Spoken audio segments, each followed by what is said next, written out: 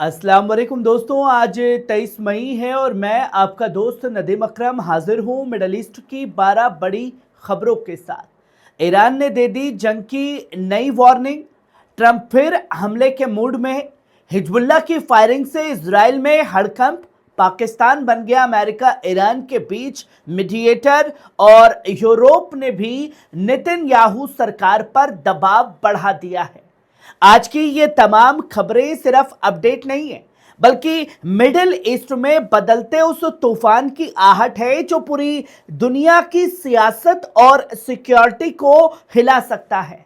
तो वीडियो को आखिर तक देखिएगा क्योंकि आज की हर खबर बेहद अहम है, क्योंकि आप देख रहे हैं पल पल न्यूज, आपकी खबर आपका भरोसा। जहां पहली खबर देख सकते हैं, गालिबाफ का बड़ा ऐलान। दोस्तों, ईरान के स्पीकर मोहम्मद बाकिर गालिबाफ ने बड़ा और सख्त बयान दिया है। उन्होंने कहा कि दुश्मन की हर हरकत, चाहे खुली हो या छुपी, इस बात को लेकर इशारा कर रही है कि जंग दोबारा शुरू की जा सकती है। गालिबाफ ने ईरान अवाम से कहा कि घबराने की जरूरत नहीं है, क्योंकि ईरान की फौज ने सीज फायर के दौरान अपनी ताकत, हथियार और डिफेंस सिस्टम को फिर से मजबूत कर लिया है। यानी साफ संदेश दिया गया है कि अगर हमला हुआ तो जवाब भी पहले से ज्यादा सख्त होगा। मिडल ईस्ट में तनाव लगातार बढ़ रहा है और अब पूरी दुनिया की नजर ईरान, अमेरिका और इजराइल पर टिकी हुई है। वहीं आप दूसरी खबर देखिए, ट्रंप का बड़ा खुलासा। दोस्तों, डोनाल्ड ट्रंप ने चाइना के प्रेसिडेंट शी जिनपिंग के साथ हुई एक मुलाकात का दिलचस्प किस्सा सुनाया।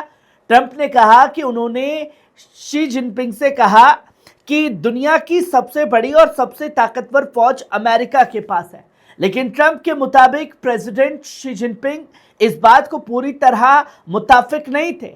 हालांकि ट्रंप ने कहा कि मुलाकात बहुत शानदार रही और शी जिनपिंग ने सीधे तौर पर उनकी बात को खारिज भी नहीं किया।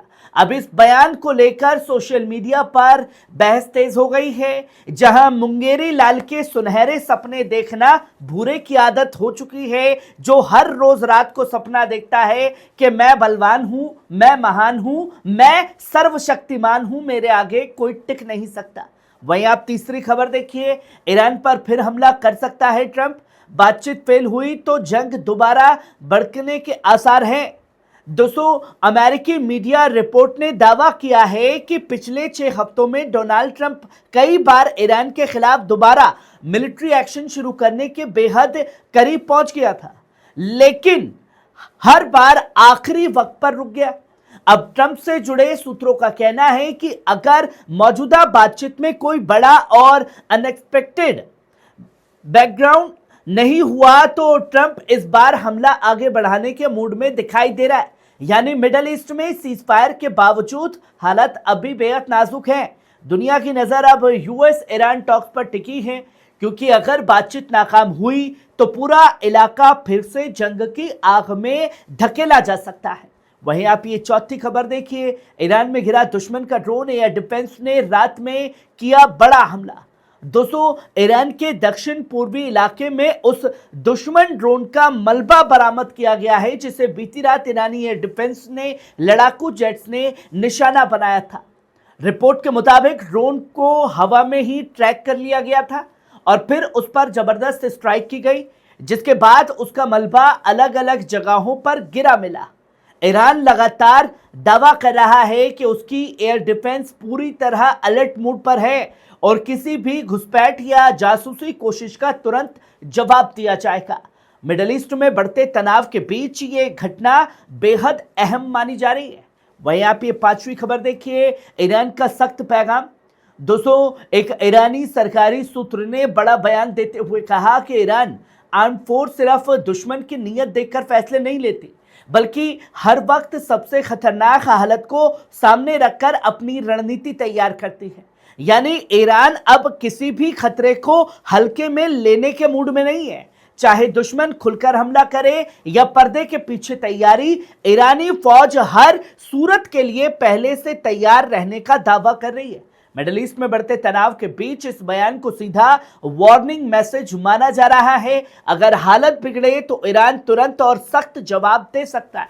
वहीं आप ये छठी खबर देखिए, हिजबुल्लाह की फायरिंग से इजराइल में हड़कंप, 12 फौजी हलाक या घायल।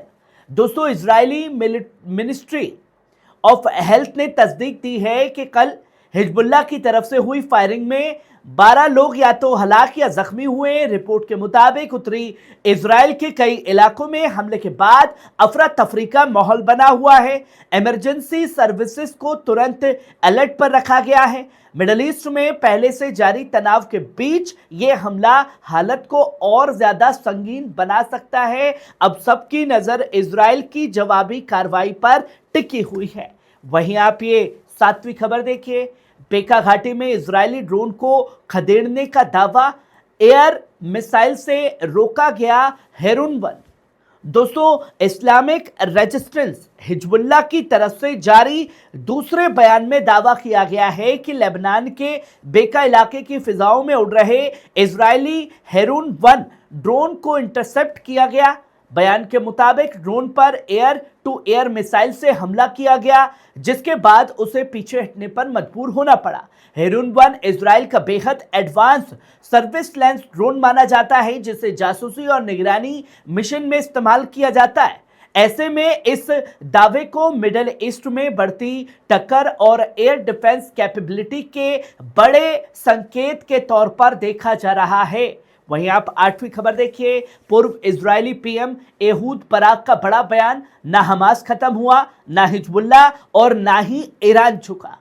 दोस्तों, ये खुद इजराइल के पूर्व प्रधानमंत्री एहूद बराक का कहना है, जिन्होंने चौंकाने वाला खुलासा किया। उन्होंने कहा कि 2.5 साल गुजरने के बावजूद हमास अब भी गजा में मौजूद है, हिजबुल्लाह अभी लेबनान में सक्रिय है, ईरान में आयतुल्लाह की हुकूमत भी कायम है। बराक ने एब्सोल्युटली विक्ट्री और हमने उन्हें पीढ़ियों के लिए खत्म कर दिया जैसे नारों को नुकसानदेह बताया। उनका कहना है कि सिर्फ बड़े बड़े दावे करने से जंग खत्म नहीं होती, बल्कि इससे हकीकत को नजरअंदाज किया जाता है। अब इस बयान को नेतन्याहू सरकार की रणनीति पर अंदरूनी सवाल के तौर पर भी देखा जा रहा है, क्योंकि पहली बार इजराइल के एक बड़े नेता ने खुलकर माना कि हालात उतने आसान नहीं हैं जितने दिखाए जा रहे हैं। वहीं आप ये 9वीं खबर देखिए, ईरान पहुंचे पाकिस्तान के आर्मी चीफ। दोस्तों, पाकिस्तान के आर्मी चीफ जनरल असीम मुनीर शुक्रवार को तेहरान पहुंचे। बताया जा रहा है कि पाकिस्तान, ईरान और अमेरिका के बीच जारी तनाव को कम करने और मिडिल ईस्ट जंग खत्म कराने के लिए मीडिएशन कर रहा है। हालांकि ईरान के विदेश मंत्रालय के प्रवक्ता इस्माइल बगाई ने साफ तौर पर कहा कि अभी हालात किसी डिस्क्रिप्टिव टर्निंग पॉइंट पर नहीं पहुंचे हैं। उनका कहना है कि ईरान और अमेरिका के बीच मतभेद बहुत गहरे और बड़े हैं। दूसरी तरफ मार्को रूबियो ने उम्मीद जताई है कि बातचीत में कुछ प्रोग्राम हो सकते हैं। याद रहे कि 28 फरवरी को शुरू हुई इस जंग के बाद 8 अप्रैल को सीजफायर हुआ था, लेकिन अब तक कोई स्थायी समझौता नहीं हो पाया। वहीं आप ये 10वीं खबर देखिए, यूरोप के 4 बड़े देशों का इजराइल पर दबाव। दोस्तों, इटली, फ्रांस, ब्रिटेन और जर्मनी ने इजराइल को सख्त पैगाम देते हुए कहा कि वेस्ट बैंक में सेटलमेंट्स यानी नई यहूदी बस्तियों का विस्तार तुरंत बंद करो। चारों देशों ने संयुक्त बयान में कहा कि इजरायली सरकार की नीतियां इलाके की स्टेबिलिटी को नुकसान पहुंचा रही है, 2 स्टेट सॉल्यूशन की उम्मीद को कमजोर कर रही है। उन्होंने वेस्ट बैंक में फलस्तीनियों के खिलाफ सेल्टिव वायलेंस को बेहद खतरनाक स्तर पर बताया। यूरोपीय देशों ने E1 सेटलमेंट प्रोजेक्ट को इंटरनेशनल लॉ का गंभीर उल्लंघन कहा और कंपनियों को चेतावनी दी गई कि ऐसे कंस्ट्रक्शन प्रोजेक्ट्स में शामिल होने पर कानूनी और नुकसान हो सकता है, और एक एक कर वो तमाम देश चढ़ाई कर रहे हैं इजराइल के ऊपर जो कल तक उसके साथ थे। वहीं आप ये 11वीं खबर देखिए, अमेरिका के सैन डियागो इस्लामिक सेंटर के बाहर हुई दर्दनाक गोलीबारी में पूरी मुस्लिम कम्युनिटी को सदमे में डाल दिया है। सोमवार को जोहर की नमाज से ठीक पहले 2 हमलावरों ने मस्जिद के बाहर फायरिंग कर दी थी, जिसमें एमिन अब्दुल्ला, नादिर अवाद और मसूर खंजिया उर्फ अबू इजाज की मौत हो गई थी। पुलिस और एफबीआई इस मामले को हेट क्राइम मानकर जांच कर रही है। रिपोर्ट के मुताबिक हमलावर न्यू नाजी प्रोपेगेंडा और एंटी मुस्लिम नफरत से प्रभावित था।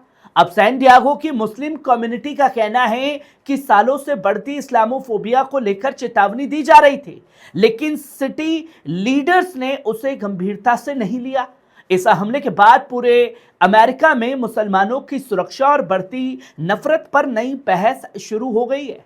वहीं आप आखिरी और 12वीं खबर देखिए। लेबनान इजराइल बातचीत से बेचैन सीरिया, दमिश्क ने जताई बड़ी चिंता।